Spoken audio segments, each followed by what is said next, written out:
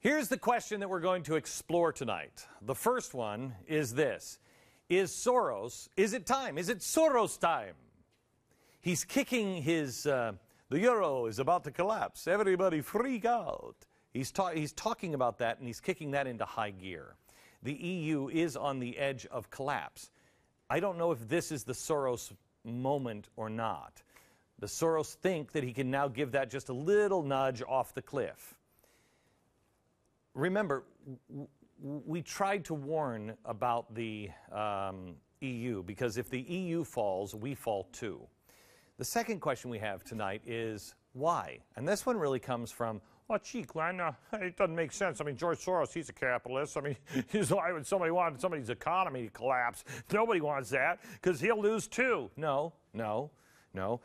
Actually, if you're the puppet master, if you are the one who is helping orchestrate all of it, you just nudge, and you can profit a great deal. Some people do want to see economies collapse because they have a lot riding on it.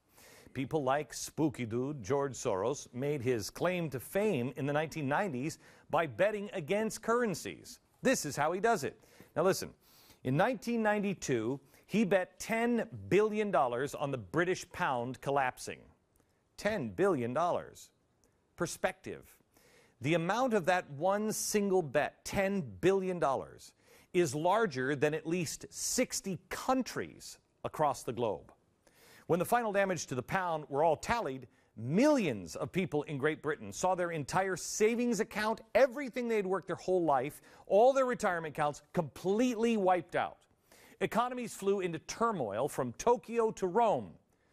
But everything was great for George Soros. He made that one bet, and in one night, he made $1 billion. That's $2 million every minute. The pound appreciated 15% over the next couple of weeks, and all told, Soros raked in $2 billion off the devaluation. But he warned about it. That's all he did. All I did was I saw an opportunity and said, boy, people, you should get out of that because it should be devalued. He coldly admits his actions benefited no one but himself. He was even able to laugh about it at an event with Charlie Rose. Watch. You were the guy, they said, who broke the Bank of England. Right, well... And did. Well, that's true. Okay. But that's all he's ever cared about, George Soros. He is a godless man, and he is playing God. He has fame because of that. He had a global platform and influence, and he could feed his dangerous and self-admitted messianic fantasies about himself. Look at what George Soros says about himself. It's sort of a disease when you consider yourself some sort of God, the creator of everything. But I feel comfortable about it now since I began to live it out. Really? Now, he made $2 billion on the pound collapsing. Imagine what he could make on the collapse of the euro and then the dollar. He's got more chips to put out on the table. Soros manages about $30 billion in his quantum hedge fund. And while many have suffered since 2008, he doesn't seem to be having any problems at all. It's really quite strange. Let me ask you this. How are you doing with your money? How are you doing since the collapse of 2008?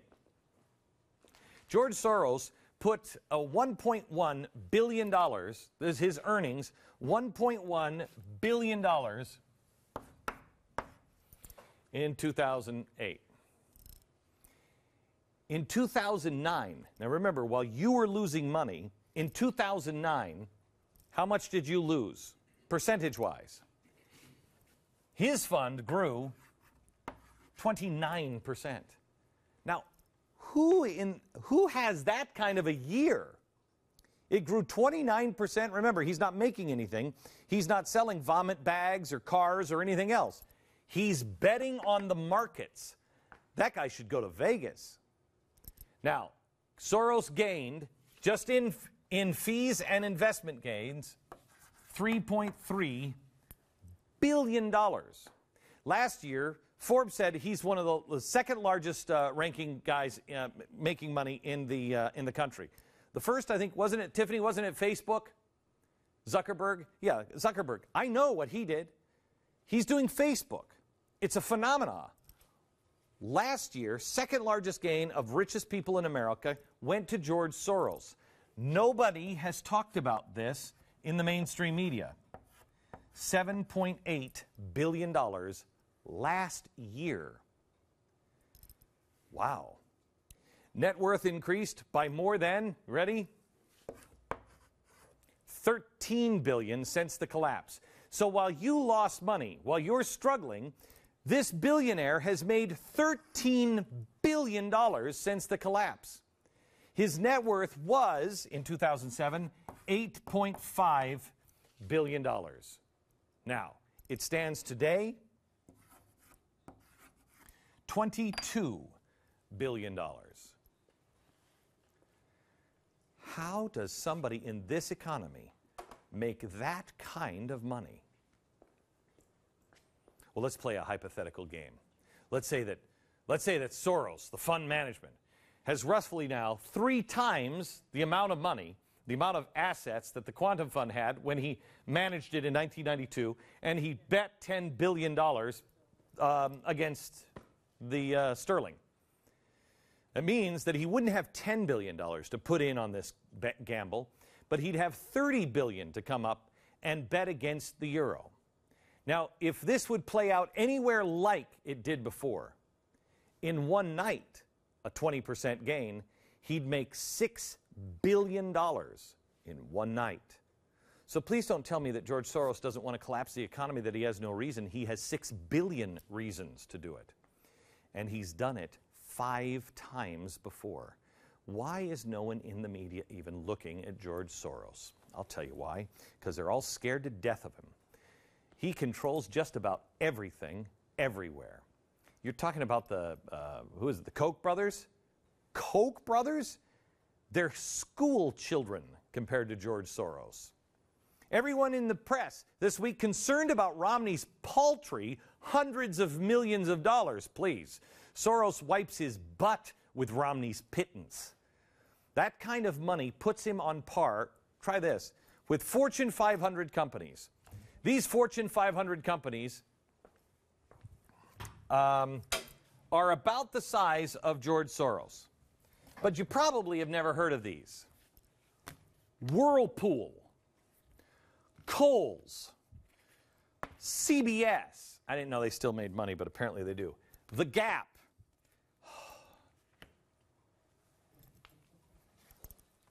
Sara Lee. We also have J.C. Penney and Halliburton. Now, all of those companies create clothing and appliances and cheesecake. So I know what they do. These guys are making refrigerators. What is it that George Soros is creating? They make refrigerators and dishwashers. George Soros makes... wait a minute. Nothing. George Soros makes bets. Wow. We have got to get this guy to Vegas. By the way, ADD moment here. All of Soros' incomes comes from capital gains. That means he's paying exactly the same tax rate as, yes, evil Mitt Romney. Call Mitt Romney's office and tell him, we don't want any of your kind around here. I guarantee you that the man who has made $17 billion in the past few years paid less in percentage than his own secretary. But is the media saying anything about that? Mitt Romney, as far as I know, doesn't make the kind of money that George Soros does, and at least he doesn't make it the way George Soros does by trying to invest in the failure of entire countries and their currency. Then grab the phone and dial up his buddies in the governments of said countries, and then call up the heads of giant global banks and then other influential economic leaders and give all of them an earful of advice on how to solve the situation. Now, I may be going out on a limb here, but that kind of sounds like a conflict of interest. It seems to be, however, a routine pattern for George Soros. For instance, let me give you a couple things. Light squared. The investment Soros invests through hedge funds millions of dollars into Light Squared. Now, Light Squared, this is a communication company. What are they trying to do? They're just trying to communicate. That's all they're trying to do. They are trying to establish another wireless broadband network. Now, here's the problem with Light Squared. An Air Force general steps to the plate. His name is William Shelton, and he says this new network, just even testing it, is going to interfere with the military GPS systems. Well, this poses a problem, doesn't it? I mean, for George Soros. But it poses a bigger problem to us, because if the general is right, then our GPS for our smart bombs and everything else might be temporarily interrupted. Might be a danger. It's a danger to our national security. So what happens? 4 George Soros-funded organizations start lobbying on behalf of Light Squared. Then the White House pressures the general into changing his prepared testimony to downplay his concerns. That doesn't sound good. Second example, Petrobras. We told you about this at Fox. The Petrobras investment. Soros invests $811 million into Petrobras. This is the government-run Brazilian oil company. Okay, what happens? Well, the Obama administration, strangely, on their own, coincidence of coincidence, decides to slap a moratorium on offshore drilling in the Gulf of Mexico. But here's the weird part. They give the green light and even issue billions in loans to Petrobras in order to do some more offshore drilling deeper than what they were doing in the Gulf. When we exposed this on Fox, Soros sold his Petrobras shares. He later brought them back and invested in the company again. Because we don't pay attention, America loses and George Soros gains. That seems to be the general pattern with George Soros. George Soros lines his pockets with billions of dollars while the working person suffers. Yet no one is even talking about him in the media. No one is even willing to call him by name. They're not even willing to call him out on extremely questionable practices of betting on currencies while trying to influence them and their policies at the same time. Let me give you another example. Do you have that story? This was just handed me right before we went on. This just broke like 2 minutes before we went on. Big picture of George Soros. Soros may benefit from the White House natural gas proposal. No. Come on. Boy, Barack Obama and George Soros are the luckiest guy in the world. Or if you want to say it's all ethical, the most unlucky, because it sure looks bad. But nobody's looking into it. Soros, billionaire, investor, major backer of President Obama, stands to reap a windfall from the passage of legislation promoting a natural gas-powered vehicle. The White House unveiled a proposal on Thursday that would do just that. Blah, blah, blah, blah, blah. And guess who's a big supporter of that? George Soros. Guess who's a big investor in that? George Soros. Why isn't anybody looking into this? Why isn't anybody even talking about the history? Because he's done this before. We told you about the pattern. He gets all of his ducks in the row. He influences the policymakers. Then he waits for the right time to hit the media circuit and help nudge the currency he's betting against off the cliff. Watch. What he does is, of course, George Soros never collapsed currency. But I was just happened to be there in the crime scene, all 4 times. All I did was I wrote one of the things I did was I just wrote an op-ed piece right before the crash of all 4 currencies, and I said, I don't think I believe in this currency anymore in the direction of what they're doing, and so I'm going to sell. And then the world panics. I can't help if the world panics. You watch for that little op-ed piece from spooky George Soros. Well, the world is on the edge, and last night the currencies started to tube in Europe. Soros has been uncharacteristically all over the news recently. I mean, here's a guy who's like, I want to go and just leave me in a nursing home and don't come visit me. I just want to disappear. And then all of a sudden he's everywhere. And it's what he's saying that is so bothersome. He's saying what I'm saying. a year ago, he said that people who listen to Glenn Beck and listen that we're going to fly off a cliff, he said I was being dangerous. Now he's saying almost verbatim, well, George, listen, hey, buddy, come here, let's have a chat.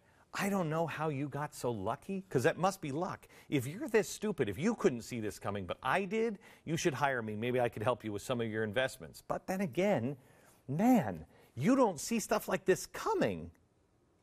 And yet you made how many billions last year during the collapse? That's odd, isn't it?